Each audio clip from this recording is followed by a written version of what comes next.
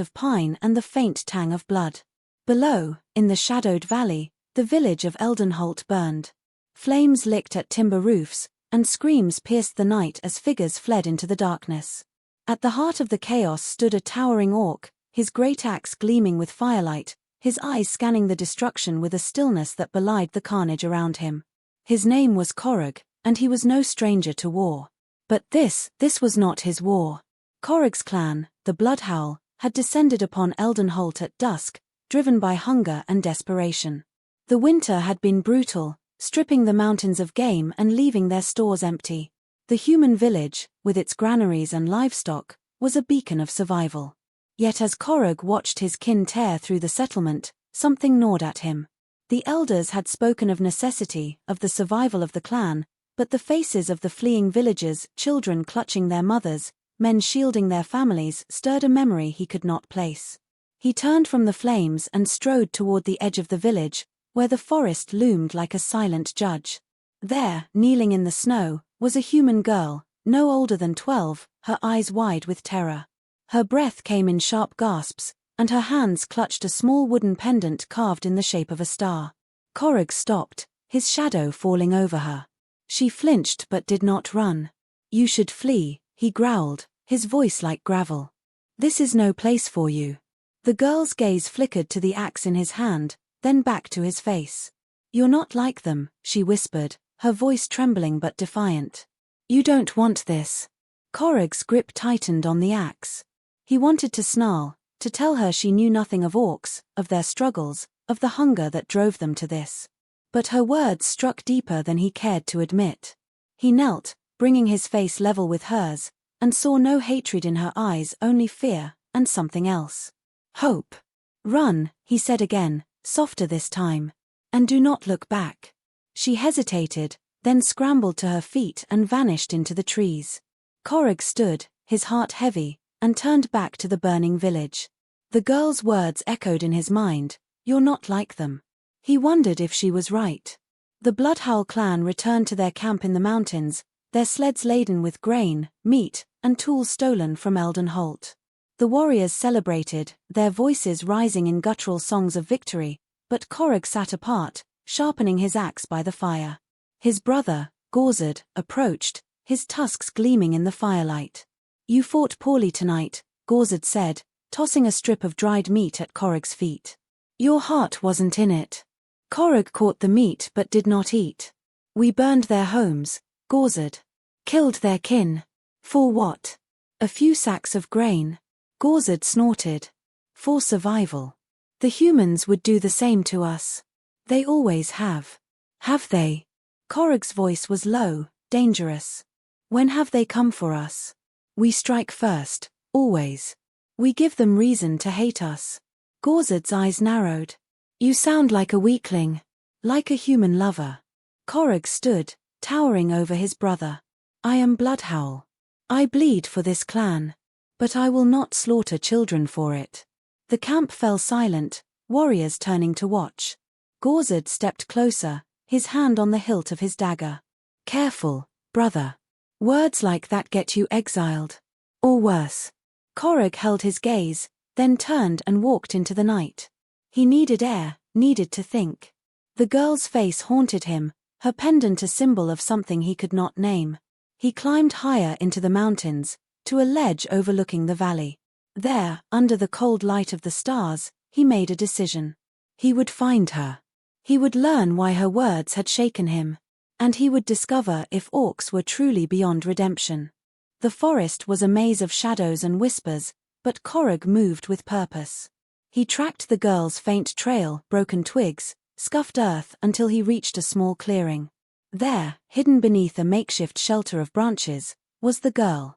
She froze at the sight of him, her hand clutching the pendant. "You followed me," she said, her voice steady despite her fear. Korug raised his hands, empty of weapons. "I mean no harm. I need to know what you meant about me." The girl studied him, her eyes searching his face. "My name is Lyra," she said at last. "And I meant what I said. You didn't kill me when you could have. You're different." Korug sat, keeping his distance. "I am Korug of the Bloodhowl. And I have killed. Many times. I am no different. Lyra shook her head. You're wrong. I've heard stories of orcs, monsters who live for blood. But you let me go. Why? Korog stared at the ground, his memories a tangle of battles and loss. I don't know. Your pendant, it reminded me of something. A time before the wars. Lyra held up the star-shaped carving. My mother made this. She said it's a symbol of hope. That even in darkness, there's light. Hope. The word felt foreign to Korog, like a language he had forgotten. He looked at Lyra, at the defiance in her small frame, and felt a spark of something new. Your village, he said. They will come for us now. They will hunt my clan. Lyra nodded. They will. But maybe it doesn't have to be that way. Korog frowned. What do you mean? I've heard of a place, Lyra said, her voice barely above a whisper. A valley, hidden beyond the mountains. They call it Haven. Humans, orcs, elves, they live there together. No war, no killing. Maybe you could go there. Korog laughed, a harsh sound. A fairy tale. No such place exists. It does, Lyra insisted. My mother spoke of it before she died.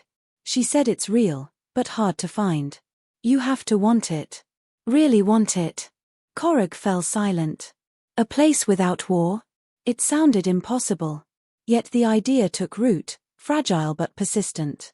And you? He asked. Where will you go? Lyra's eyes hardened. I'll find Haven. I have to believe it's real. For my mother. Korog looked at the pendant, then at the girl who carried it. I will help you, he said, the words surprising even himself. But my clan, they will not understand. Then don't tell them, Lyra said. Not yet. The journey to find Haven was perilous. Korog and Lyra traveled by night, avoiding human patrols and orc scouts. The mountains were unforgiving, their paths littered with ice and stone, but Korog's strength and Lyra's cunning kept them alive. They shared stories as they traveled, Korog of his childhood, of a mother who sang songs of peace before the wars consumed her, Lyra of her village, of a father who taught her to read the stars. Slowly, they began to trust each other. But trust could not shield them from danger. One night, as they crossed a frozen river, they were ambushed. Gorzed and a band of Bloodhowl warriors emerged from the shadows, their weapons drawn. Traitor, Gorzed spat, his eyes locked on Korog. You abandon your clan for a human whelp. Korog stepped in front of Lyra, his axe raised. I abandon nothing. I seek a better way. Gorzed sneered. There is no better way. Only strength. Only blood. The fight was brutal. Korog fought with a ferocity born of desperation, but he was outnumbered. Lyra, small and quick, darted between the warriors, using her knife to cut tendons and distract. Together, they felled 3 of the attackers, but Gorzed was relentless. He drove Korog to his knees, his blade poised for the killing blow. Stop. Lyra's voice rang out, sharp and clear. She stood between them, her pendant held high. This isn't strength. This is madness. Your brothers. Gorzed hesitated, his blade trembling. Korog seized the moment, knocking the weapon from his brother's hand. Listen to her, Gorzed, he said, his voice raw. We can be more than this. Gorzed's face twisted with rage, then softened, just for a moment. You're a fool, Korog, he said, stepping back. But you're still my brother. He turned to the remaining warriors. Let them go. For now. The warriors retreated, and Korog collapsed, blood seeping from his wounds. Lyra knelt beside him, tearing strips from her cloak to bind his injuries. You're going to make it, she said, her voice fierce. We're going to find Haven. Weeks turned to months as they searched for the hidden valley. The mountains gave way to rolling hills, then to a vast forest where the air was thick with the scent of moss and earth. Korog's wounds healed, but his doubts grew. What if Haven was a myth? What if he had betrayed his clan for nothing? One evening, as they camped beneath a canopy of stars, Lyra pointed to a constellation. The Star of Hope, she said. My father said it points the way to Haven. Korog followed her gaze, and for the first time, he felt a flicker of belief. Then we follow it, he said. The next day, they reached a narrow pass hidden behind a waterfall. Beyond it lay a valley bathed in golden light. Fields stretched toward the horizon, dotted with homes built of stone and wood. Humans, orcs, elves, and others moved together, tending crops, laughing, living. Haven was real. Korrig and Lyra were welcomed cautiously, their story met with skepticism but also curiosity. The elders of Haven, a council of mixed races, listened as Korrig spoke of his clan, of the hunger that drove them, of the cycle of violence he wished to break. Lyra spoke of her mother's pendant, of the hope it carried. "You are not the first to come here seeking redemption," said an orc elder named Varna, her eyes kind but sharp. "But redemption is not given. It is earned. Stay, learn, and prove your heart." Korrig nodded, his resolve firm. Lyra, too, found a place among the children of Haven, her pendant a symbol of her journey. Over time, Korrig worked the fields, built homes, and shared stories of his people. He learned that orcs were not born for war, but shaped by it, just as humans were. He sent messages to his clan, carried by traders, urging them to seek Haven. Some came, wary but willing. Others, like Gorzed, remained in the mountains, bound to the old ways. Years passed, and Korrig grew older, his scars a map of his journey. Lyra, now a young woman, became a leader in Haven, her voice a beacon of hope. One day, as they stood on a hill overlooking the valley, Korrig turned to her. "You were right," he said. "I was different. But you made me believe it." Lyra smiled, her pendant catching the sunlight. "You misunderstood orcs, Korrig. But you learned. And that's enough." Korrig looked out at Haven, at the lives intertwined in peace, and felt a weight lift from his soul. He was not beyond redemption. None of them were. The story of Korrig and Lyra spread beyond Haven, carried by travelers and traders. Some called it a myth, a tale to soothe the hearts of the weary. Others believed it, and sought the valley for themselves. The Bloodhowl clan dwindled in the mountains, their raids fewer, their numbers thinning. Gorzed, it was said, came to Haven in his final years, silent and scarred, to see the place his brother had found. And in the Ironfang Mountains, where the wind still howled, a new song was sung not of blood, but of hope. For orcs were not monsters, nor human saints. They were all just souls, searching for a place to call home.